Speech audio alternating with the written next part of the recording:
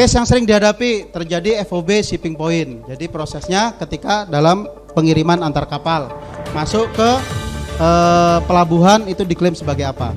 Jadi serah terimanya mau di mana? Di pelabuhan pengiriman atau di pelabuhan penerimaan.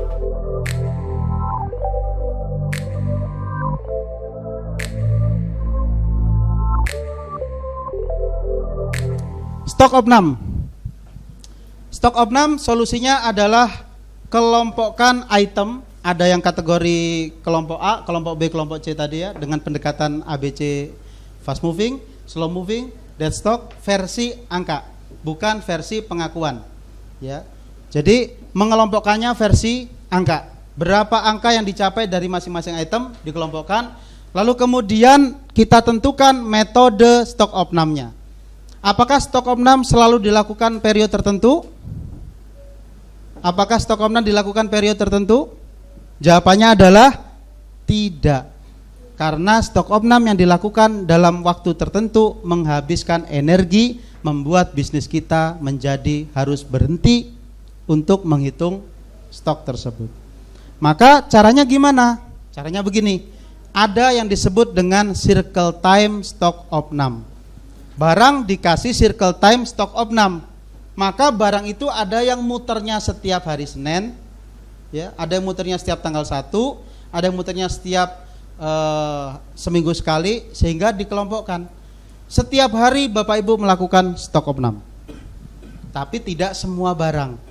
Itu yang banyak dilakukan sama gerai-gerai retail yang ada di sekeliling kita. Coba Bapak Ibu amati, teman-teman yang ada di Indomart, Alfamart itu setiap hari stok opnam.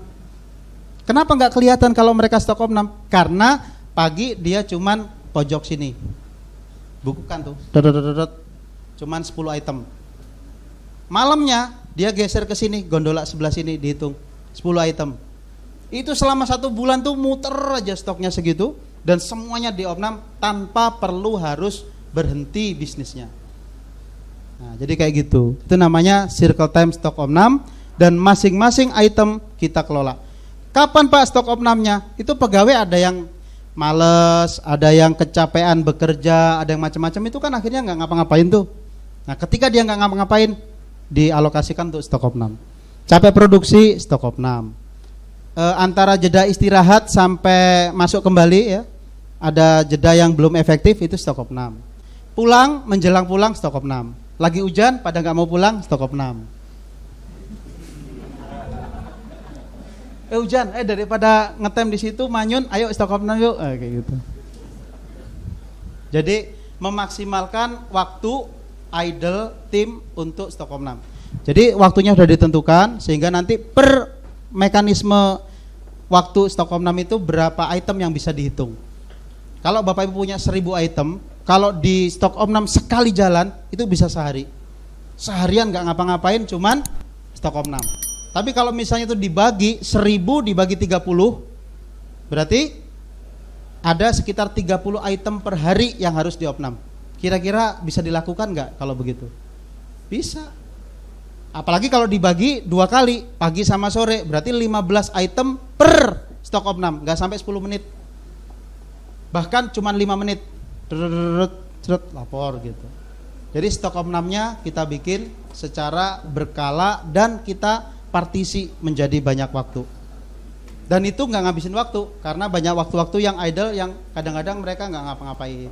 Kadang-kadang mereka WA-an gitu. Pak, ini perusahaan kok nggak manusiawi sekali sih Pak? Masa pegawai capek dikit suruh kerja, capek dikit suruh kerja. Ya namanya perusahaan, daripada rugi kemakan waktu, lebih baik duitnya dikasihkan ke tim kita. Stok opnam nanti dapat insentif 100.000 per bulan atau gimana. Seneng dia. Daripada duitnya habis melayang nggak karu-karuan. Saya beberapa kali Bapak Ibu berhasil mengefisiensikan perusahaan itu persentasenya hanya sedikit. Jadi hanya 2%, 3%. Tapi kalau dihitung setahun itu bisa gede banget. Duit yang menguap sia-sia.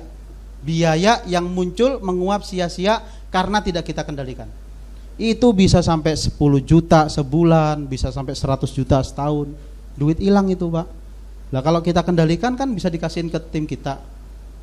Kan lumayan daripada hilang dimakan sama sesuatu yang nggak jelas. Buat daftar jenis barang per kategori, buat schedule stock of name per hari atau per minggu atau per bulan, ya terserah nanti mekanismenya bagaimana, sehingga seluruh jenis barang yang masuk kategori tersebut selesai dihitung dalam satu siklus. Setiap jenis barang sekurang-kurangnya setahun sekali minimal. Jadi semales-malesnya kita stock of name, paling tidak barang itu ada stock of name setahun sekali. Tapi kalau bisa 6 bulan sudah mengulangi lagi siklusnya. Kalau bisa 3 bulan, kalau bisa 1 bulan. Sehingga stok benar-benar dapat kita kendalikan antara yang di sistem dengan yang di realitas kenyataannya. Buat laporan hasil circle counting, lakukan adjustment berdasarkan prosedur yang sudah ditentukan. Ada yang namanya stock of name, ada yang namanya adjustment. Itu dua hal yang berbeda. Stock of name itu hanya menampilkan data selisih. Kalau selisih, adjustment itu kebijakan untuk mengklaim bahwa selisih itu sudah dianggap sebagai pengubah nilai inventory. Stock of name bisa dilakukan oleh tim yang staf paling bawah. Nah, adjustment harus yang memiliki wewenang dan kebijakan. Kenapa? Bisa jadi barang hilang, maka harus ada investigasi dahulu. Bisa jadi barang berlebih, juga harus ada investigasi dahulu. Kayak gitu ya. Stock of name. Perlu diperhatikan, pada waktu stock of name tidak boleh ada barang keluar atau masuk. Bisa dibayangkan kalau stock of name-nya semua item 1000 item, itu tutup gudangnya itu, Pak. Tapi kalau stock of name-nya 10, kotakin dulu, seret, barang ini 10 menit dikunci. Enggak boleh dipakai dulu. Pak mau pakai itu, tunggu 10 menit, cukup. Tapi kalau stok opnanya 1 gudang, tunggu besok. Kan kasihan yang mau produksi. Perhitungan harus dilakukan oleh pihak independen, ya, pihak independen bukan orang gudang. Jadi yang melakukan stok opnam jangan orang gudang. Siapa Pak? Cari yang lain. Enggak ada ya Pak? Darurat orang gudang enggak apa-apa. Pegawai-pegawai yang jualan kayak gitu, Bapak bagian stok of name, misalnya kayak gitu, itu boleh. Tapi ini juga menyesuaikan terkait dengan keterbatasan tim kita. Jika diperlukan akurasi yang tinggi, sebaiknya satu jenis barang dihitung oleh 2 orang. Udah dihitung lagi, ya, biar akurat. Pak, saya supaya akurat saya hitung 10 kali Pak. Jangan, pemborosan. Maksimal 2 kali cukup. Dengan kelompok yang berbeda, tidak kong kali kong. Ya. Jadi ginilah cara ngitungnya. Kok jadi rumit ya Pak ya bisnis itu Pak gitu. Ya kalau mau serius bisnisnya besar pasti akan lebih rumit dari sebelumnya. Yang kedua dulu ya. Stock of name itu menghitung quantity. Dari quantity ketemu nilai value-nya. Jadi ketika ketemu nilai value-nya akan kita komparasi di neraca. Ketika nilainya lebih rendah daripada nilai sebelumnya, maka terjadi biaya. Ketika nilainya lebih tinggi daripada nilai sebelumnya, terjadi pengurang biaya, seperti itu. Nah,